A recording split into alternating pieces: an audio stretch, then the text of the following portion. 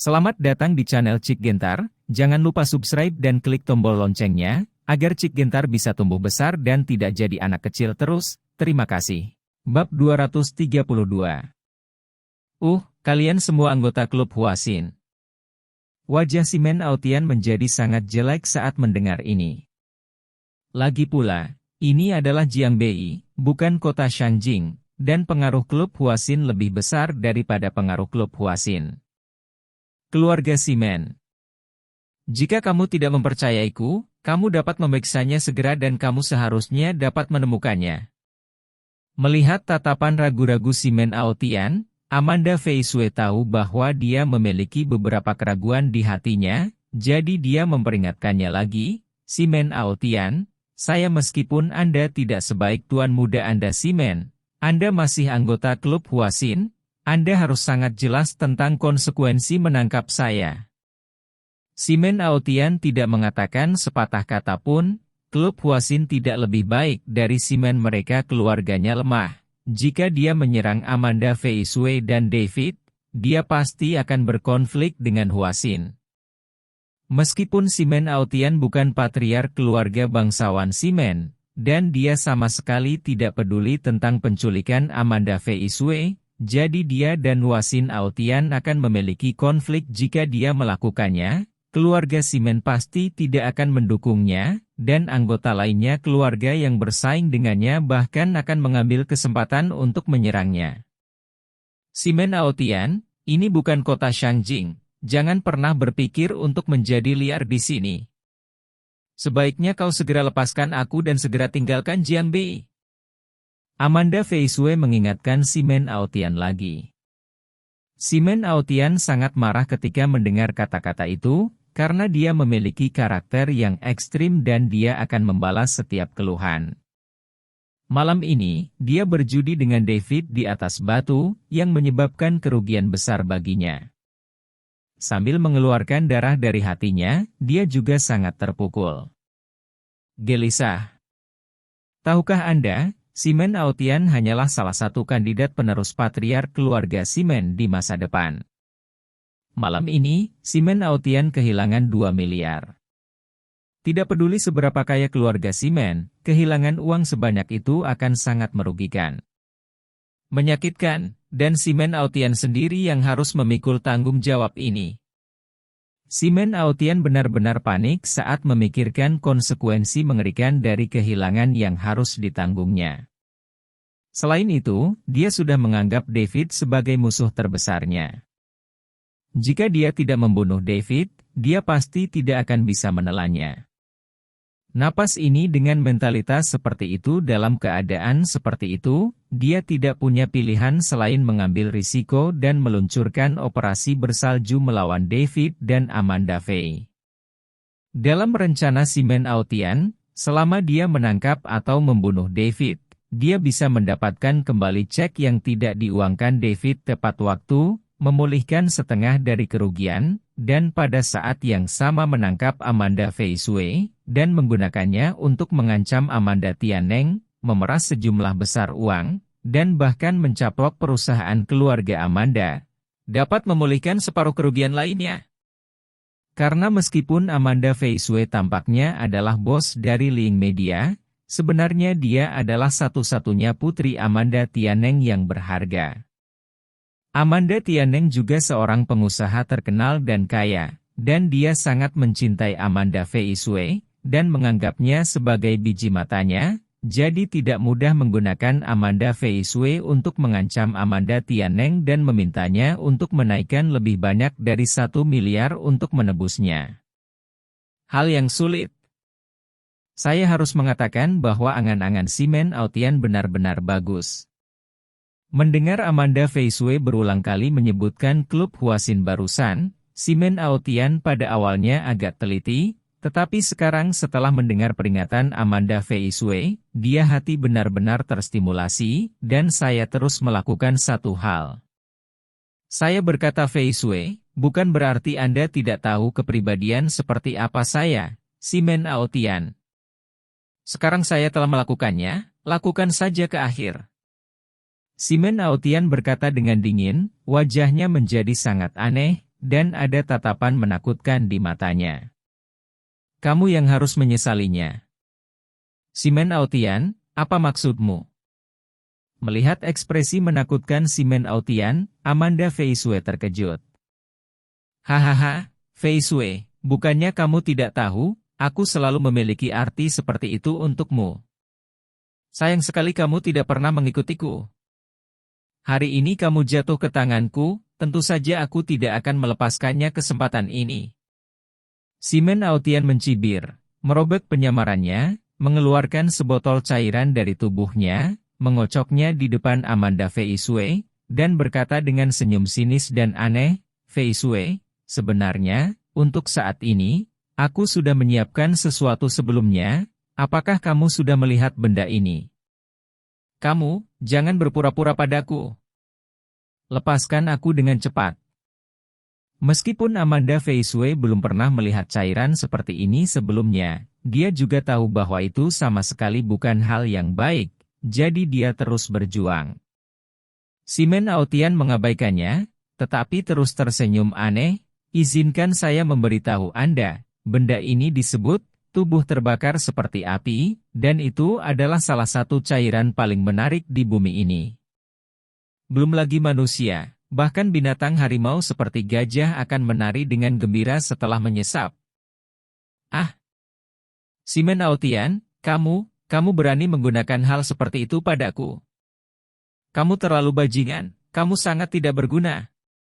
Wajah Amanda Fei Shui tiba-tiba berubah ketika dia mendengar kata-kata itu. Dia tidak menyangka si Men Aotian akan menggunakan hal seperti itu untuk menghadapinya. Dia benar-benar gila. Jangan terlalu bersemangat. Si Men Aotian tidak mengubah ekspresinya setelah dimarahi oleh Amanda Fei Shui. Si Men Aotian, kamu sangat membuatku jijik. Kamu bukan manusia. Amanda Fei Shui tidak berhenti. Kemarahan dan ketakutan yang besar memenuhi dahinya. Aku bukan manusia. Hehe, Fei Shui, kamu benar kali ini. Malam ini, aku bukan manusia, tapi binatang buas. Binatang buas yang mencabik-cabikmu. Si Men Aotian dimarahi oleh Amanda Fei Shui seperti ini, tetapi menjadi semakin bersemangat. Si Men Aotian, mengapa keluarga si Men Anda keluar dengan sampah seperti Anda? Anda benar-benar memalukan keluarga si Men.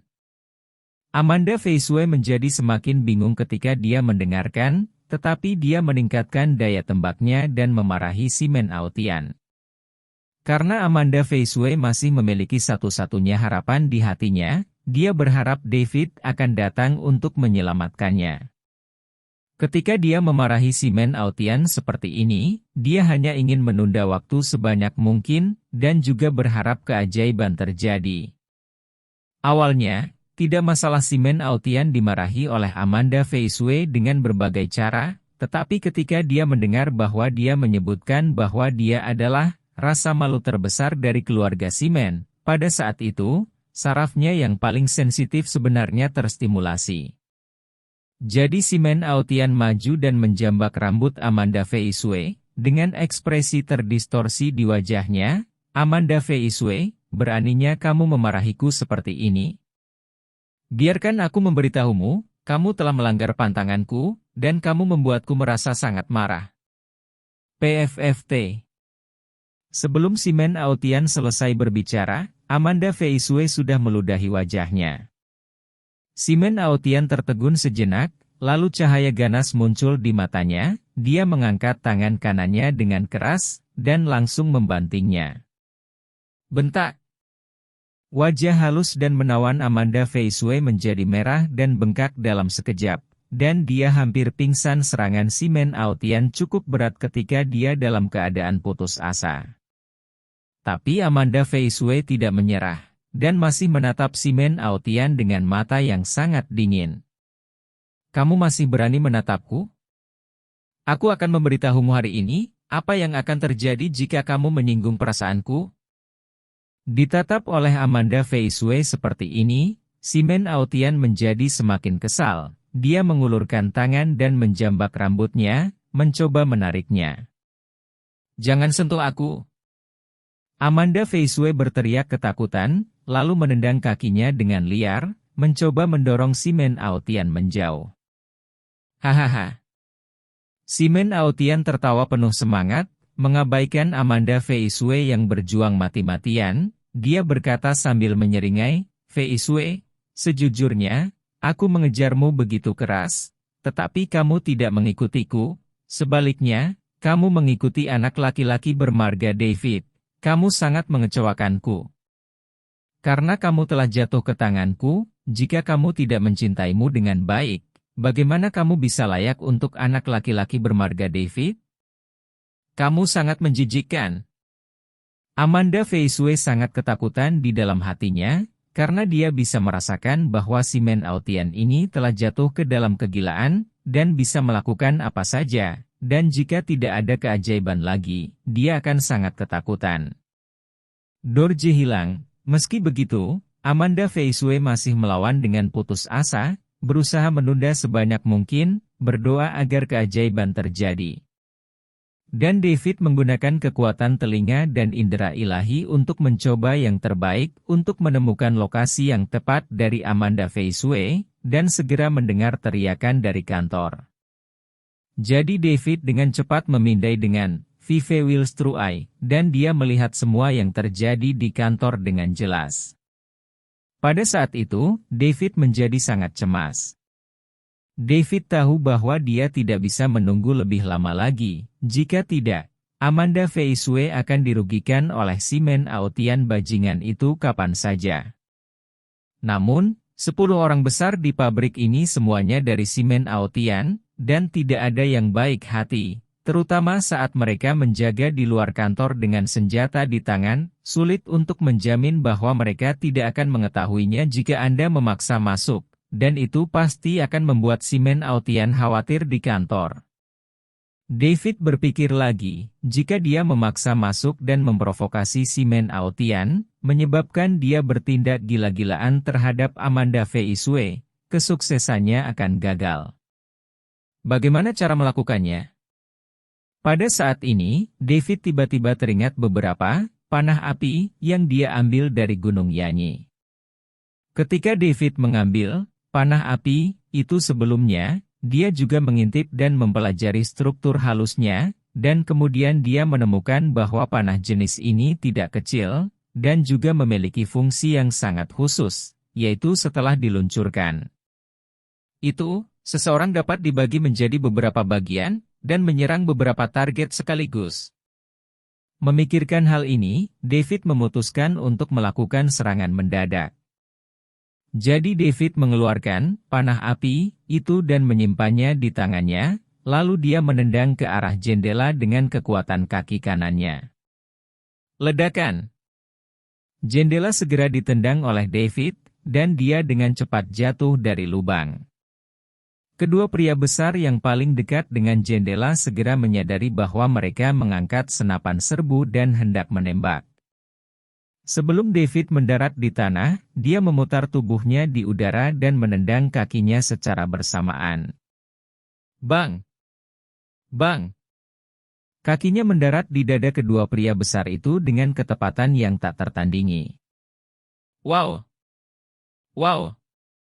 Sebelum kedua orang besar itu sempat menembak, mereka terbang mundur dalam sekejap, dan langsung pingsan. Pada saat yang sama, Tuan Li yang bersembunyi di kegelapan segera mengeluarkan perintah untuk memusatkan senjata dan membunuhnya. Ternyata Tuan Li sudah mengetahui bahwa David bersembunyi di luar jendela, jadi dia membuat pengaturan seperti itu dengan sengaja. Dia awalnya ingin menunggu David bergegas datang dari menebarkan jaring, karena dia merasa akan sangat sulit bagi David untuk melarikan diri di bawah senjata lebih dari selusin orang. Mengikuti perintah Tuan Li, selusin atau lebih pria besar segera mengangkat senjata mereka dan menembaki David. Peluru ditembakkan ke arah David dalam sekejap. Tapi David tidak bingung, tetapi pada saat suara tembakan terdengar, David telah merentangkan tubuhnya dan melompat ke udara. Dalam sekejap, dia melompat ke udara dan langsung melewati kepala selusin orang. Pria besar menghindari daya tembak intensif mereka. Pada saat yang sama sekelompok pria besar mengarahkan senjata mereka dan membidik. David telah mendarat dan berbalik, dan kemudian beberapa kelinci terbang ke atas dan ke bawah, bergegas ke arah mereka dengan kecepatan yang mencengangkan. Sambil bergegas menuju musuh, David melambaikan tangannya ke depan dengan penuh semangat. Woos! Woos! Dalam. Sekejap, panah api itu terbang keluar dari telapak tangan David, berubah menjadi selusin garis merah di udara. Mang, terbang menuju selusin pria besar dengan kecepatan tak tertandingi. Paf, paf, paf, paf. Dalam sekejap, puluhan lampu merah itu menghantam pergelangan tangan puluhan pria bertubuh besar yang memegang senjata dengan akurasi yang tak tertandingi.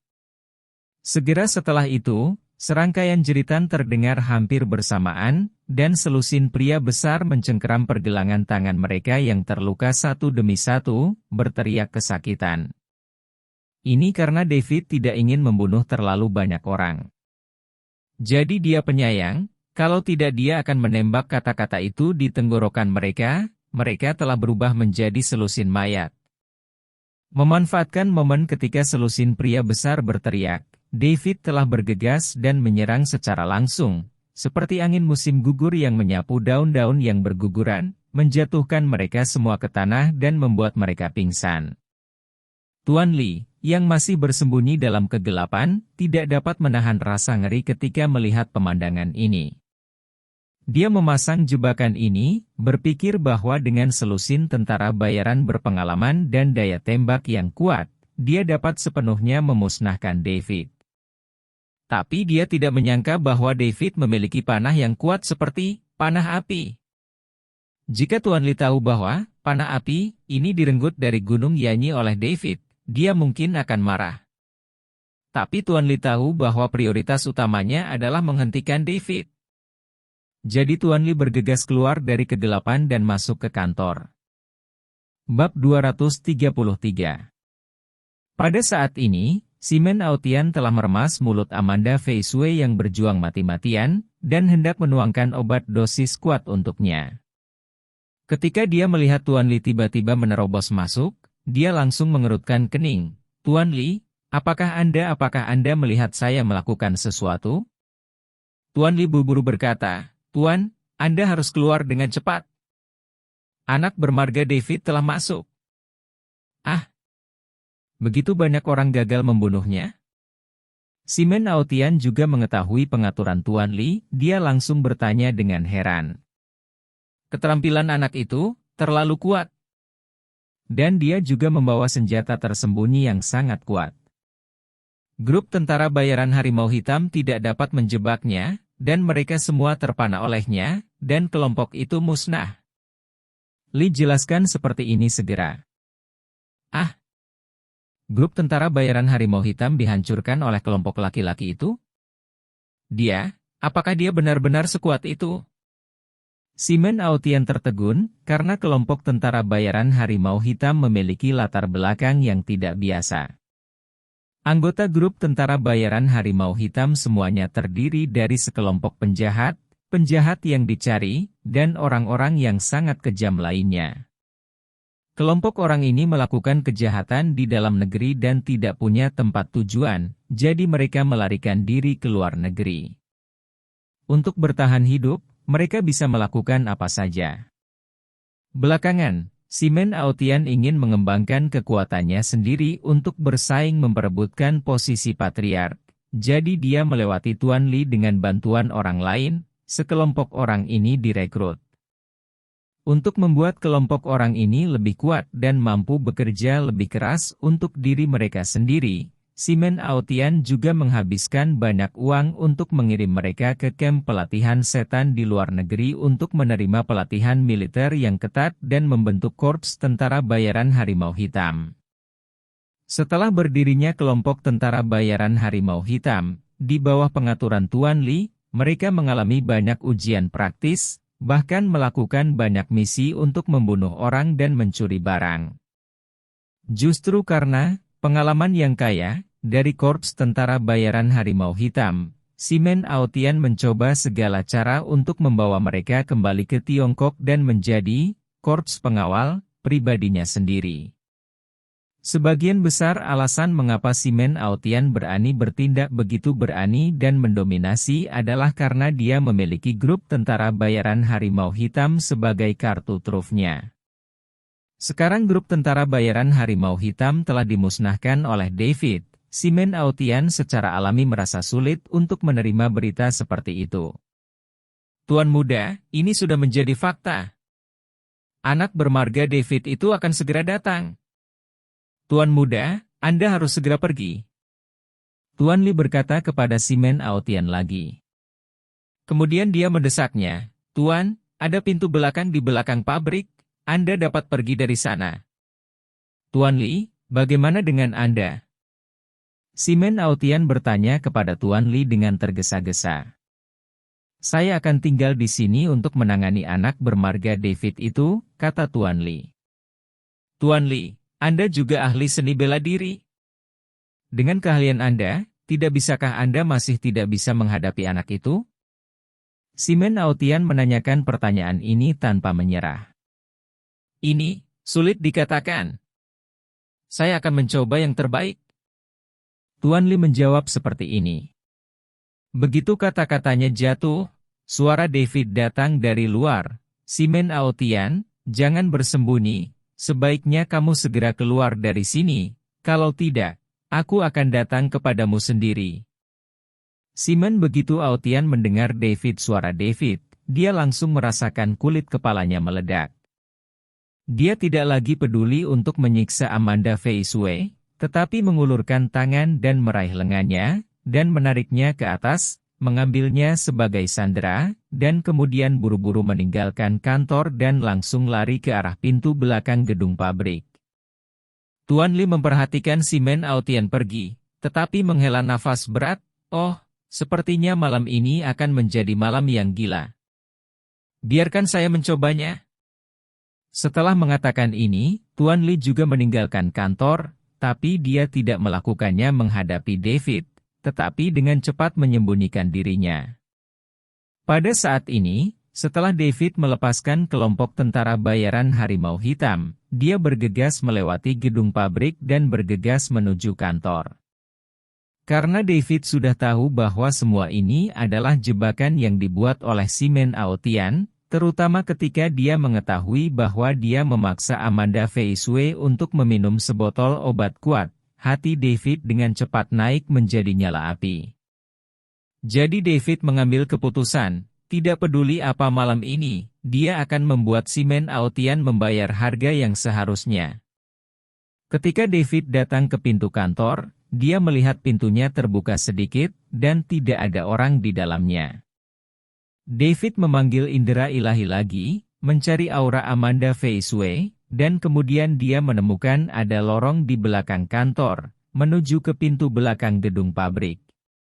Pada saat ini, Simen Aotian telah menyandera Amanda Fei Shui, dan berlari keluar dari pintu belakang melalui lorong. David tiba-tiba menjadi cemas. Dia tahu bahwa jika Simen Aotian diizinkan meninggalkan bengkel mobil yang ditinggalkan ini dan melarikan diri, dia tidak mudah membuatnya membayar harga yang menyakitkan. Maka David segera merentangkan tubuhnya dan berlari menuju pintu belakang gedung pabrik untuk mengejar. Dalam waktu kurang dari 2 menit, David melihat pintu belakang gedung pabrik yang telah dibuka, dan kemudian dia melihat sebuah mobil sport Porsche diparkir di lorong di luar pintu belakang gedung pabrik. Dan Simen Aotian menyeret Amanda Fei Shui, melarikan diri menuju mobil sport. Aku masih ingin lari. Melihat ini, David mendengus dingin, dan dengan kilasan sosoknya, dia mengejar mereka dengan seluruh kekuatannya. Setelah beberapa pasang surut, David sudah menyusul di belakang mereka berdua. Pada saat ini, Simen Aotian telah menyeret Amanda Fei Shui ke sisi mobil sport Porsche. Dia berencana untuk menyandera Amanda Fei Shui dan membawanya pergi. Tapi Amanda Fei Shui berjuang mati-matian dan menolak untuk menyerah. Melihat ini, Simon Aotian tidak terlalu peduli, dia hanya meraih lengan Amanda Feisue, lalu menampar wajahnya dengan keras. Amanda Feisue berteriak, sudut mulutnya berdarah karena tamparan Simon Aotian, dan dia hampir pingsan. Melihat ini, David sangat marah, dan segera melompat berjinjit, seluruh orang itu melayang ke udara, meraung melewati kepala Simon Aotian, lalu menendang udara. Peng! Dengan suara keras, tendangan terbang David mendarat di bagian depan mobil sport Porsche. Kekuatan besar menyebabkan seluruh mobil sport berguling dan terbang sejauh 7 atau 8 meter di dinding. Kemudian bagian depan mobil tenggelam ke dalam kawah yang mengejutkan, kepulan asap hitam keluar, dan langsung dikikis. Baru saat itulah David jatuh dari udara, berbalik, dan menatap Simon Aotian dengan dingin. Tuan muda Simon, Anda membajak pacar saya, dan Anda hanya ingin melarikan diri seperti ini, tetapi tidak semudah itu. Simon Aotian wajahnya menjadi pucat karena terkejut, dia tidak mengharapkan Tuan Li, alih-alih menghentikan David, biarkan dia mengejarnya. Panik, Simon Aotian tiba-tiba mengeluarkan pistol dari pinggangnya dan mengarahkannya ke David. Tapi David memandang Simon Aotian dengan jijik, Tuan muda Simon, apakah Anda pikir Anda bisa menakut-nakuti saya dengan pistol? Simon Aotian berkeringat dingin ketika mendengar ini. Karena David dalam tubuh penuh jas di antara kelompok tentara bayaran harimau hitam bersenjata dan tirani, mereka masih aman dan sehat, dan bahkan memusnahkan kelompok tentara bayaran harimau hitam. Simon Aotian hanya mengandalkan pistol, yang sebenarnya tidak cukup. Melihat penampilan Simon Aotian, David berjalan ke arahnya, dan bertanya sambil mencibir, Tuan muda Simon, apakah Anda secara sukarela menyerah? Atau biarkan saya melakukannya sendiri? Aku akan membunuh wanitamu. Simon Aotian ketakutan oleh mata dingin David, dan dia juga tahu bahwa David tidak akan pernah membiarkannya pergi dalam situasi seperti itu, jadi dengan tergesa-gesa, dia mengangkat pistolnya dan menunjuk ke arahnya. Itu mendarat di kuil Amanda Feisue. Mata David membeku, dia awalnya berencana untuk menyelamatkan Amanda Feisue, tetapi dia tahu bahwa Simon Aotian telah jatuh ke dalam keadaan gila, dan dia membuat gerakan yang tiba-tiba.